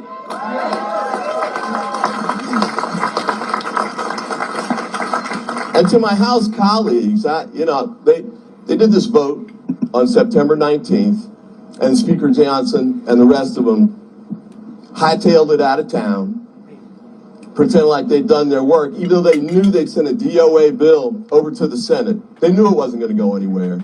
But their shame is right. They left town. They've been gone 25 days and have never come back.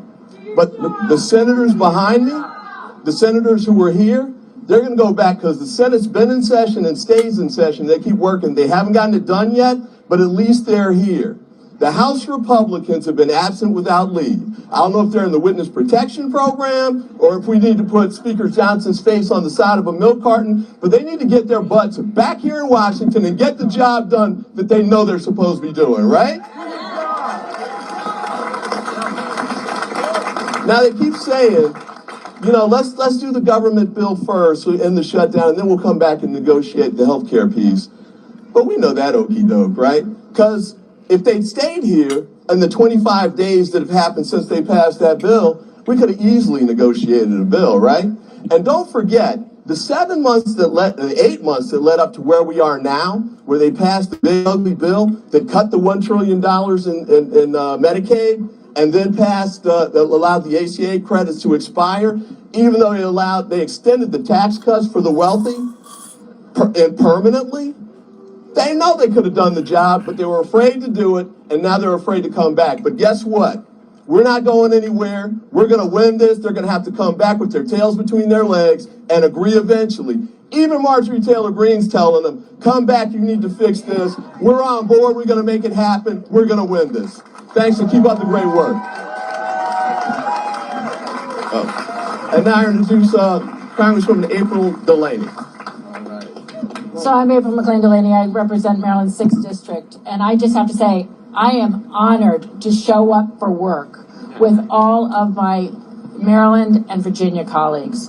And I just want to say, for all of you who are across this country and behind me, I worked in an agency at the Department of Commerce, and I have never seen workers work harder, be more patriotic, step up in public service, and be there for the American people. So know that we all have your backs, because the trauma and drama has to end.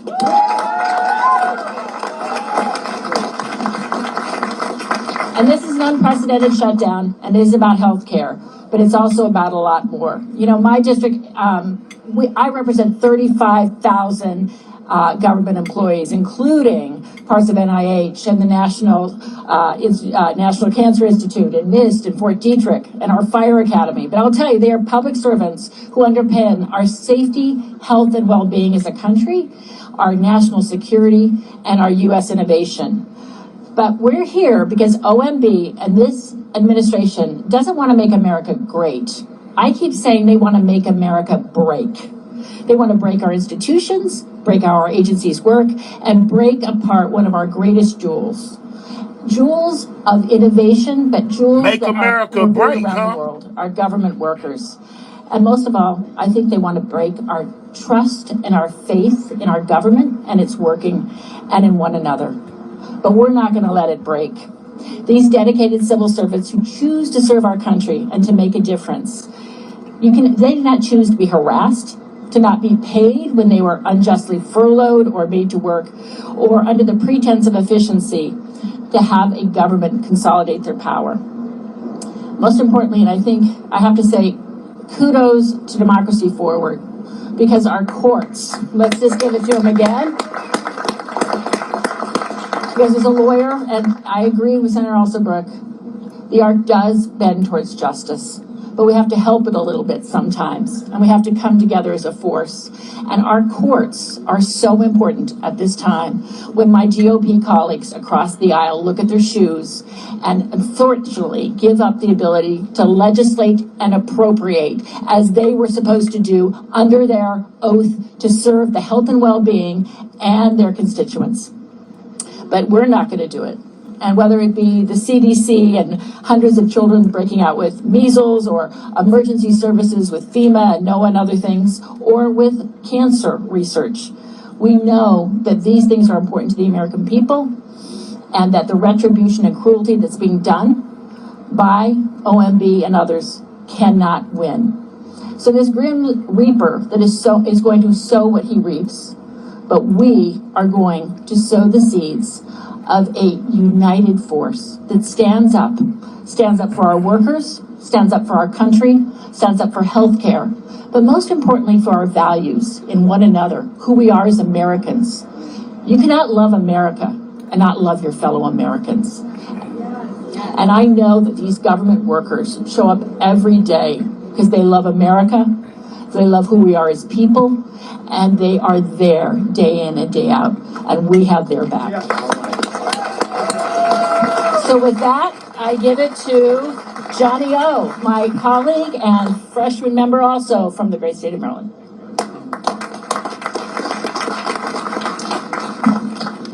Thank you, April. Thank you also to Jessica and to all of our federal workers, both here and across this country. Thank you for showing up every day and serving this country. Thank you for loving this country. Thank you for being patriots and for your selfless sacrifice in service to this country. I also want to say I'm sorry. I'm sorry to our federal workers that you have become political pawns. I'm sorry that we have an OMB director and a president who wants to inflict trauma on you. We are better than this as a country. This is not what America is all about.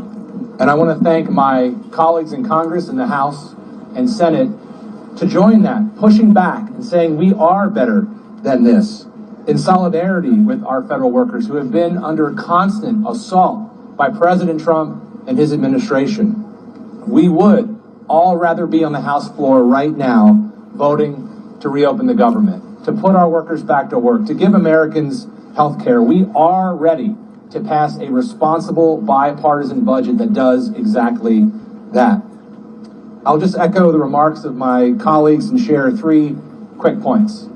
The first of which is these recent actions are not layoffs, they're not reorganizations, these are political purges, and they will make us weaker as a country. We are seeing thousands of hardworking Americans lose their livelihood, not because they've done anything wrong, but because they are being used as political pawns. And these are our neighbors, these are public servants, these are community members, and they deserve better.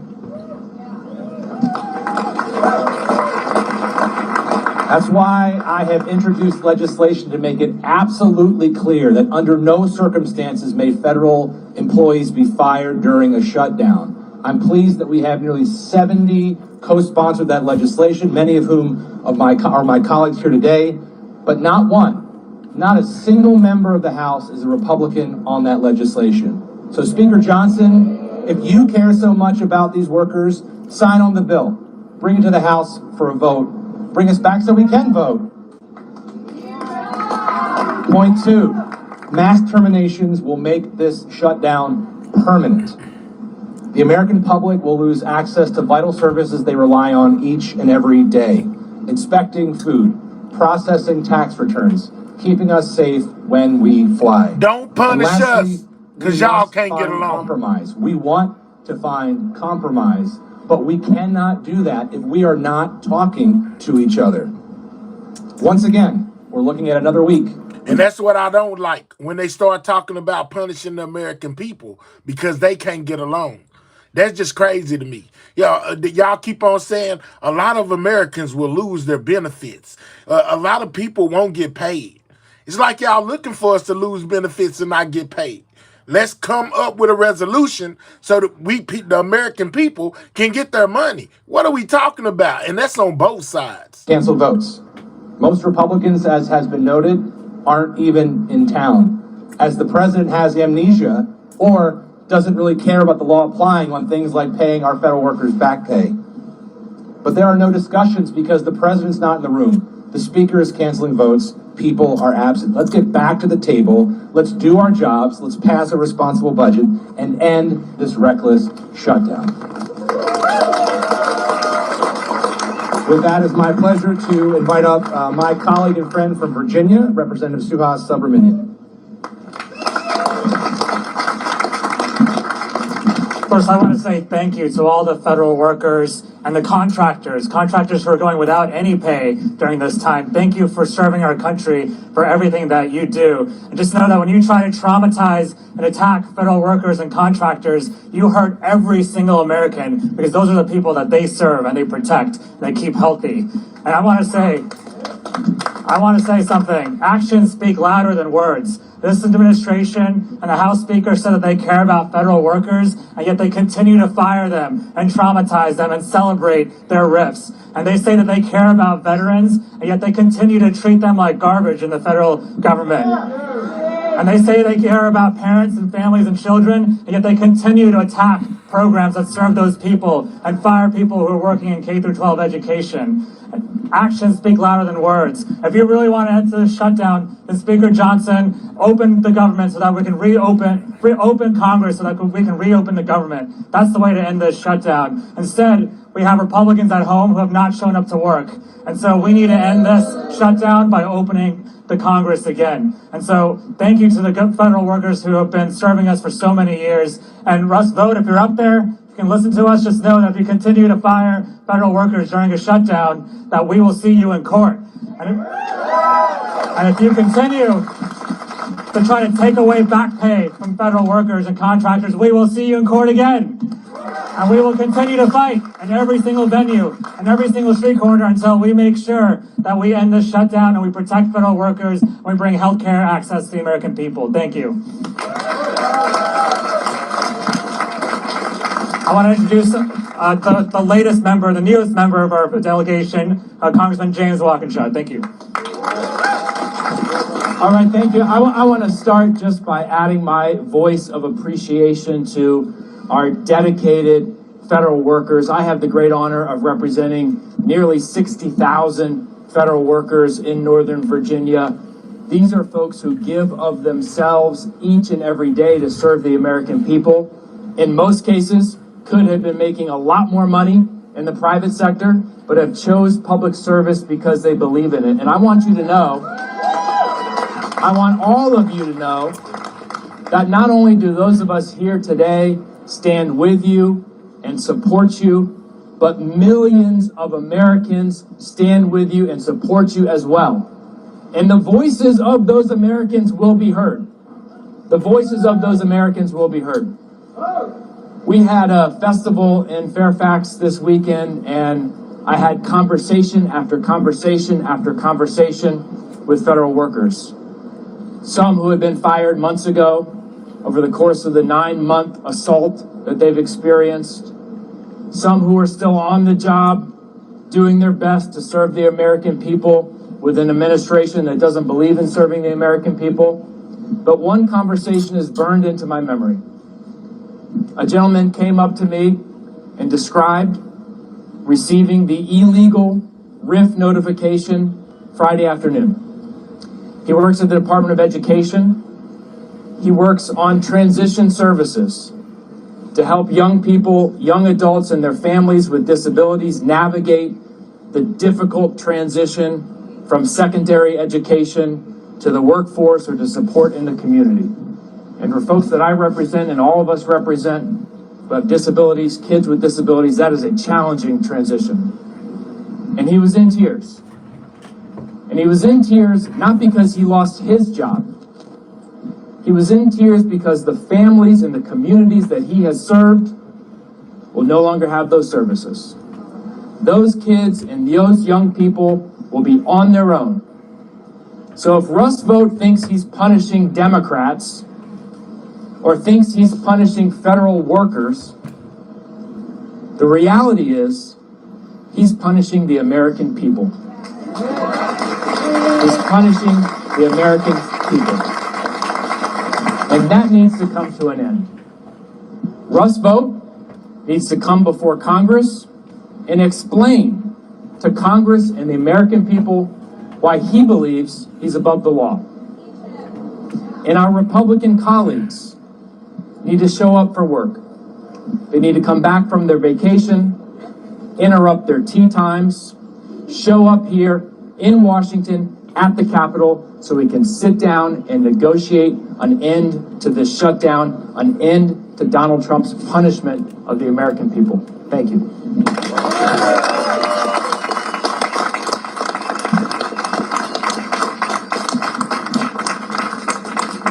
Well said. Let's give it up again for all of our federal employees.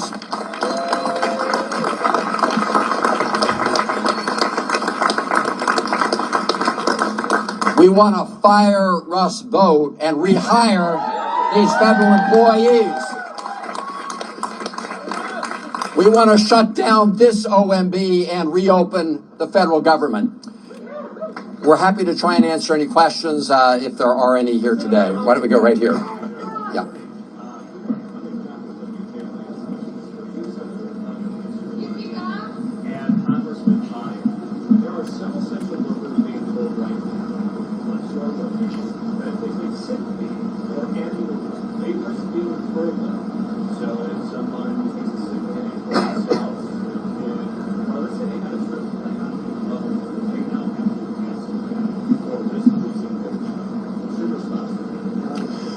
This is just one more example of the lawless Trump administration terrorizing federal employees and trying to strip them of their rights. So Democracy Forward and others will see them in court.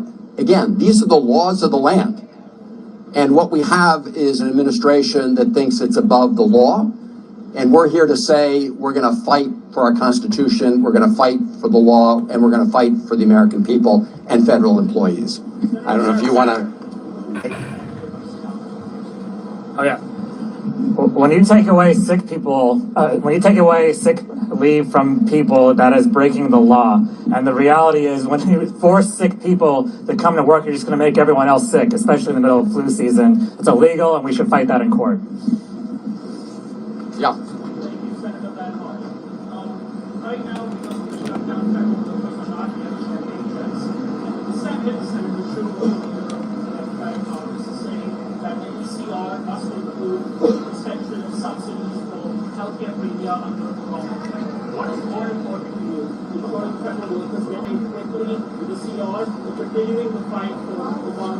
Actually, just so you know, while you heard the House of Representatives is not doing its work, I mean, our Democratic colleagues are in the Senate. Senator Alsobrooks and I and Senator Warner and Senator Kaine have now voted 7 times to keep the government open without giving this lawless president a blank check, and also making sure that we address the vital health care of the American people. So we call upon our Republican colleagues in the Senate to stop the big lie that somehow the government shutdown is forcing Russ Vought and the Trump administration to inflict pain on federal employees. That is a big lie. And reopen the government and vote for the proposal we put forward. Any other questions? Let me say something about that one. Go ahead. The only ones who are making the choice that you posit are Republicans. They're the only ones making that choice. Whether 20 million people lose their health care or 2 million plus people lose their jobs and their ability to support their families. The only ones making that choice are the Republicans. Okay, we can take just a few more questions here. One here and one up there. All right.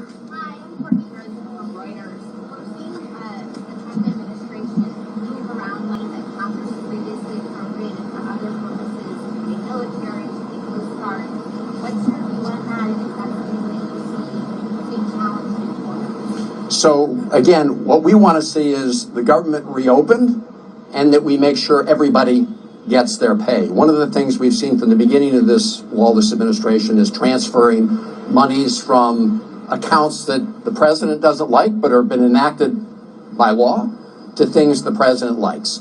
With respect to how he's using money in a shutdown, there are some things they can do with mandatory funds, things they can't do with discretionary funds. But our goal, our united goal, is to open the government so everybody can get paid and back to work on behalf of the American people. So we take one more and then... What? Yeah.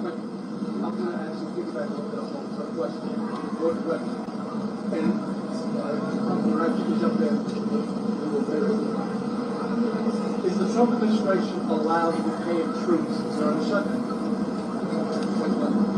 So it depends on what funds they are using, likely, whether they're using mandatory funds or discretionary funds. They say they're using so-called mandatory funds. Again, our goal is to make sure that we pay the troops and that we pay all the federal employees, and the way to do that is to reopen the government and address these other vital issues. Yeah, I mean, an Appropriations Act is a federal law, like a law that says you can't attack federal officers. So if money is appropriated for NIH, it's got to go to NIH. If it's appropriated for the Department of Defense, it's got to go to the Department of Defense. And if it's mandatory for a particular purpose, it's got to serve that purpose. So they shouldn't start impounding, redirecting, rechanneling money in order to cover up for their own negligence. They should come back to work and reopen the federal government with us. Yeah. All right. Last question, and then some of us will stick around. Yeah.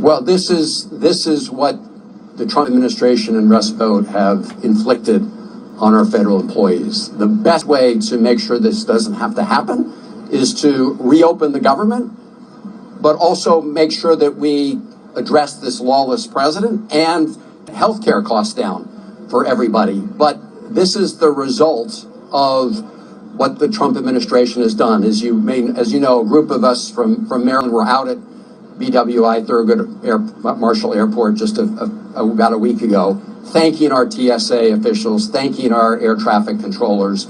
The way to thank them, most of all, though, is to get Russ Vought and Donald Trump to reopen the government. All right. Thank you all very much.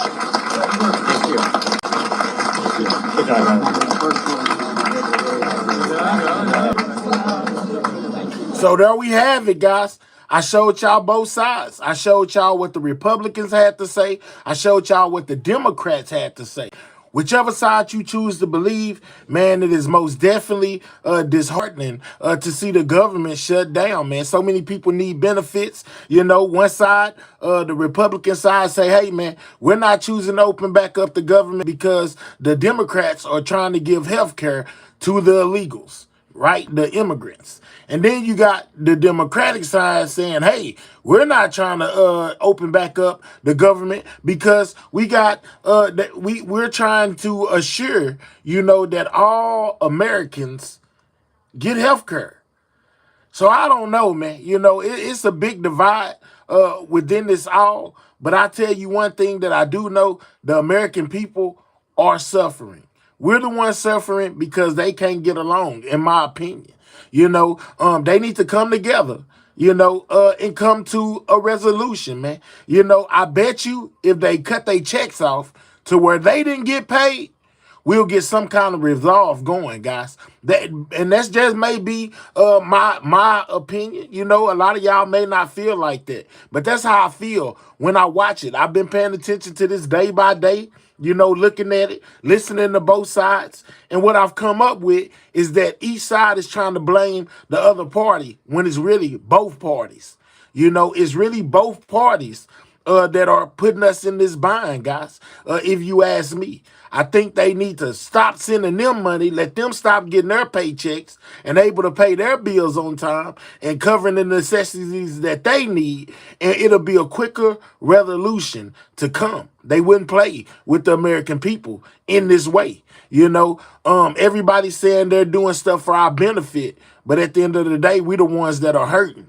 You know, so yeah, man, I think they need to come together, man. Sit down and come to a resolution that benefits us all, as in we, the people, not the government. We, the people, need the benefits. You know, we, the people, need our checks. Because whether they open up the government or not, these guys that we've been watching for these last couple of days, they still get paid. You know, and I think that's something that everybody needs to think about. At the end of the day, no matter what they say out their mouths, the ones that are hurting are us. And they're still paying their bills on time. They still getting their checks on time. Yeah, but you got to sit back and wait on yours and hope that they get it together. Man, let's all hope that they come to a resolution and they do it fast. It already been 14 days. And we still at the same spot we started at. Guys, get it together. The American people are hurting, man.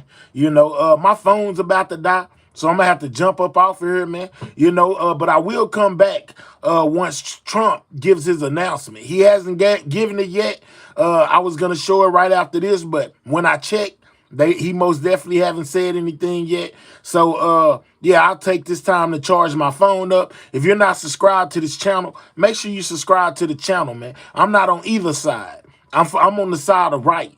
You know, and I can't go with what's wrong. No matter how much I like a person, you know, when you're doing something wrong, somebody needs to step up to the plate and tell you no matter what side you're on. That's just me, you know. I ain't telling y'all to do nothing. I'm just saying as far as I go, I'm on the side of right. Shout out to everybody that took time to watch this presentation, you know, from both sides. And whatever side that you're on, it really don't matter to me. Everybody has a right to their own opinion. I firmly believe in that. You know, you're free to voice your opinion in the chat. You know, just make sure you keep it respectful to the other people who don't think like you and say whatever you want. You know what I'm saying? And with that being said, shout out to my moderators. Shout out to all the brand new subscribers. Shout out to my old subscribers. Shout out to all my members. I most definitely appreciate y'all. And at the end of the day, I'm nothing without y'all. Y'all stay safe out there. Ain't no telling what's gonna go on. We done seen a lot of craziness going on